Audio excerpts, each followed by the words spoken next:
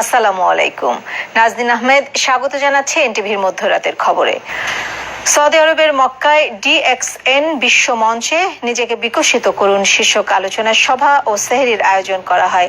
NTV Saudi আরব মক্কা প্রতিনিধি কামাল পারভেজ অভি জানান, মক্কার DXN এর হল রুমে SR দুলাল সিদ্দিকের সভাপতিত্বে ও SA জাহিদ আহমেদের পরিচালনায় diamond business society Mecca, Jeddah ও হাইলের উদ্যোগে অনুষ্ঠিত সভায় প্রধান অতিথি ছিলেন DXN এর ETD মোহাম্মদ নাসের খান চৌধুরী।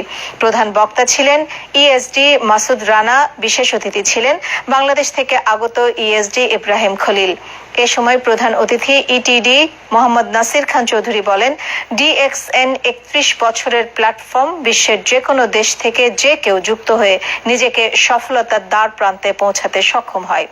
আলোচনা সভা শেষে দেশ ও জাতির মঙ্গল সহ প্রবাসী বাংলাদেশিদের সুখ, শান্তি, সমৃদ্ধি কামনায় বিশেষ দোয়া ও মোনাজাত করা হয়।